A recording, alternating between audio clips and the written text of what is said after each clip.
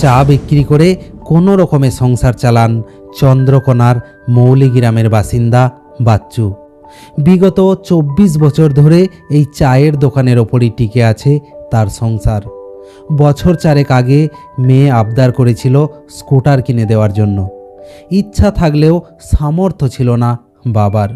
সেই থেকেই কয়েন জমানো শুরু করেন। অবশেষে বছর চারেক পরে ড্রাম ভর্তি কয়েন নিয়ে হাজির হন চন্দ্রকোনার গোসাই বাজারের একটি বাইকের শোরুমে। তিনি জানান একটা স্কুটার কিনতে চান, কিন্তু খুচরো পয়সা দিয়ে।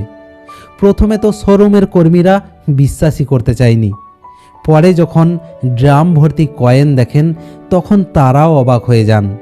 শোরুমের ৮ জন কর্মী প্রায় ২.৫ ঘন্টা ধরে গুনে দেখেন সেখানে আছে ৬৯,০০০ টাকা। স্কুটারের বাকি টাকাও তিনি জমানো অর্থ থেকে দেন। শেষমেশ স্বপ্ন পূরণ হয় মেয়ের।